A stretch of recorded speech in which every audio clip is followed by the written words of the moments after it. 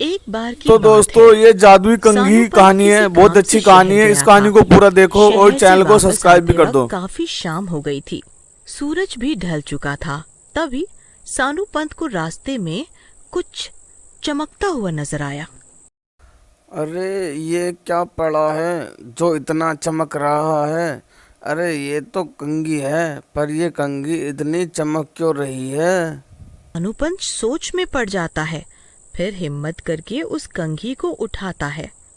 अरे बा सानू, ये तो सोने की कंघी है। आज तो तेरी लॉटरी लग गई है। पता नहीं किसकी कीमत फूटी है जो ये कंघी यहाँ पर छोड़ गया मेरे लिए। मेरा तो आज मज़ा आ जाएगा और मेरी घरवाली मुझे बहुत प्यार करेगी। सानू पंत खुशी से फूले नहीं समाता और उस कंघी को उठा के अपने घर ले जाता है। वो जादुई कंघी थी। जो भी उस सोने की कंघी से बाल संवारता, वो उस जादुई शैतानी कंघी के कब्जे में आ जाता। जादुई शैतानी कंघी एक जानी मानी चुड़ैल की थी, जो लोगों को फंसाने के लिए उस सोने की कंघी को रास्ते में छोड़ देती। फिर वो लालच में आके उसे उठा लेता और अपने बाल संवार लेता, तो उस चुड़ैल का गुलाम बन जाता। आज तो मेरी बीवी बहुत खुश हो जाएगी और वो हर टाइम कहती रहती है कि मैं उसके लिए कुछ भी नहीं लेके घर जाता। पहुंच के अरे भगवान फूलमती, तुम कहाँ हो? जल्दी आओ, मैं तुम्हारे लिए एक अनोखा तोहफा लेके आया हूँ। अरे क्या हुआ जी? क्यों गला फाड़ रहे हो? कौन सा तीर मार के आए हो आज तुम? अगर मैंने तुम्हें अपना तोहफा दिखा दिया तो तुम झूमती घूमोगी। हर टाइम मुझे तुम जली भुनी चीनी सिखाती रहती हो कि तुम मुझे कुछ भी लाके नहीं देते हो। मैं तुम्हारे लिए एक बहुत अच्छा तोहफा लाया हूँ। फूलमती फिर सोनू के पास जाती है। आओ मेरे पास आओ जरा, तभी दूंगा तुम्हारा तोहफा। हर टाइम मजाक सोचता रहता है तुम्हें तो। कभी काम की बात भी कर लिया करो। हर टाइम मजाक। अरे फूलमती, ये देखो, सोने की कंघी। फूलमती खुश होते हुए अरे ये क्या? सोने की कंघी?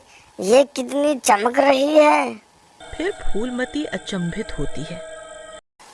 सच सच बताओ, कोई मुसीबत लेके तो नहीं आए हो?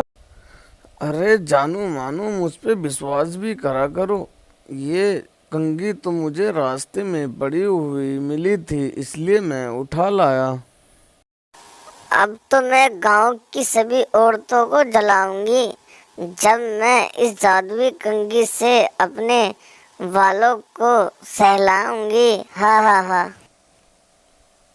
पर संभाल के रखना, सोने की है ये। फिर अगले दिन फूलमती नहा धो के उस सोने की कंघी से घर के बाहर अपने बाल संवार रही होती है। अरे फूलमती, ये कैसी कंघी है जो इतनी चमक रही है?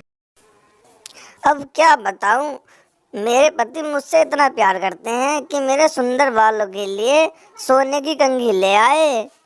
लीलावती को कुछ ठीक नहीं लगता, पर वो बिना कुछ बोले अपने घर चली जाती है। फिर रात को फूलमती और सानू पंत जब सो रहे होते हैं, फूलमती अचानक नींद से उठती है और चुड़ैल का रूप ले लेती है। उसकी आंखें हरी और बाल लंबे काले हो जाते हैं। फूलमती सानू पंत का गला दबाने लगती है। मेरा शिकार, तो मर गो। सानू पंत का दम घुटने लगता है और उसकी नींद खुल जाती है। पर वो जैसे ही फूलमती को उसके गले को दबाते हुए देखता है, उसकी आंखें फटी की फटी रह जाती हैं। अरे जानू मानू, ये क्या कर रही हो? मुझे मारकर खुद को विधवा बनाओगी क्या?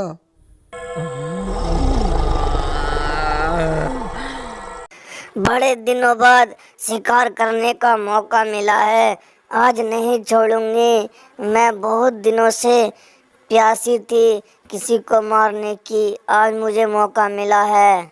सानू पंत को समझ नहीं आता कि ये क्या चल रहा है। सानू पंत खुद को छुड़वाने की कोशिश करता है। अरे भगवान, मार ही डालोगी क्या? ये कैसा प्यार है? प्यार? प्यार ही तो बरसा रही हूँ मैं। किसी तरह सानू पंत फूलमती से अपनी जान छुड़वा पाता है और घर के बाहर भाग जाता है। अरे कोई बचाओ मुझे, मैं बर्बाद हो गया, मैं लुट गया, मेरी बीवी चुड़ैल बन गई। मैं उसके लिए जादुई कंघी लाया था और वो बदले में मुझे मौत दे रही है। वो मुझे मारने की कोशिश कर रही है, मुझे बचाओ। सानू पंत का रोना धोना सुन के गाँव वाले इकट्ठे हो जाते हैं। तभी फूलमती बाहर आती है और सानू पंत के पीछे भागने लगती है उसे मारने के लिए। जैसे ही वो सानू पंत पे हमला करती है, उसकी आंखों के आगे उसका मंगलसूत्र आ जाता है। मंगलसूत्र देखने के कुछ समय के लिए कंगूडाइल का असर गायब हो जाता है। अरे मैं इतनी रात को यहाँ बाहर क्या कर रही हूँ और तुम इतना कांप क्यों रहे हो जी? चलो अंदर सोते हैं। सानू पंत थम जाता है और बोलता है, तुम तो मेरा गला दबा के मार ही देती आज, अगर मैं घर से बाहर नहीं आता तो। तभी वहाँ खड़ी लीलावती ये सब देख के समझने की कोशिश करती है। उसे समझ आ जाता है कि भूतिया साया सिर्फ मंगलसूत्र की पवित्र शक्ति की वजह से गायब हो गया है, पर किसी भी वक्त वो चुड़ैली साया फूलमती पे हावी हो जाएगा। लीलावती भाग के सानू पंत के पास जाती है। सानू पंत भैया, तुम फूलमती के गले में पड़ा मंगलसूत्र उसके आंखों के सामने ही रखो, मैं अभी आती हूँ। फिर लीलावती भाग के फूलमती के घर में जाती है और वो सोने की कंघी लेके आती है। इधर गलती से सानू पंत के हाथ से मंगलसूत्र छूट जाता है और कंघी वाली चुड़ैल फिर से फूलमती पे हावी हो जाती है। तू क्या सोच रहा है बच जाएगा मुझसे? ना मुन्ना ना, तू जैसे लालचियों की तलाश रहती है मुझे, अब तो तेरा मरना तय है। फिर एकाएक फूलमती की नजर लीलावती के हाथ पे पड़ती है।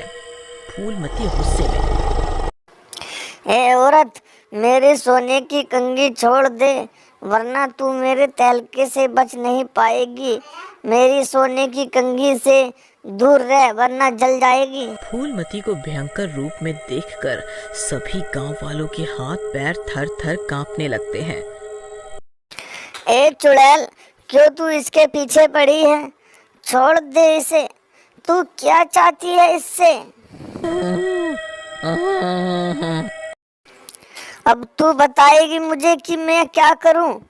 ये लालची इंसान सोने की कंघी को देखकर अपने घर ले आया और इसकी बीबी मेरी गुलाम बन गई। हा, अब तुम में से कोई भी नहीं बच पाएगा। अरे चुड़ैल बहन, तुम अपनी कंघी वापस ले लो, पर मेरी बीबी को छोड़ दो। मैं तुझसे वादा करता हूँ कि आज के बाद लालच नहीं करूँगा। मैं कैसे मान लूं कि तू लालच करना छोड़ देगा? मेरे पति ने भी मुझसे यही बोला था कि हम लालच नहीं करेंगे, पर उनकी लालच की वजह से हम दोनों को अपने हाथ मुंह से धोने पड़े और हम दोनों मर गए। पर मैं अब एक एक लालच करने वाले को मार डालूंगी, जिससे कोई भी लालच नहीं करेगा। हा।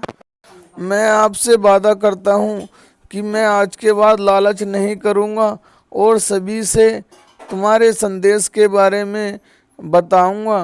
फिर सब गांव वाले मिलके चुड़ैल की गुलाम फूलवती से माफी मांगते हैं और वादा भी करते हैं। अरे तुम अपनी कंघी ले लो और फूलमती का शरीर छोड़ के चली जाओ। सानू पंत और गांव वालों की बातों में सच्चाई देखकर वो चुड़ैल अपनी सोने की कंघी ले लेती है, सबको एक सबक देते हुए फूलमती को मुक्त कर देती है और रात के अंधेरे में कहीं छूमंतर हो जाती है।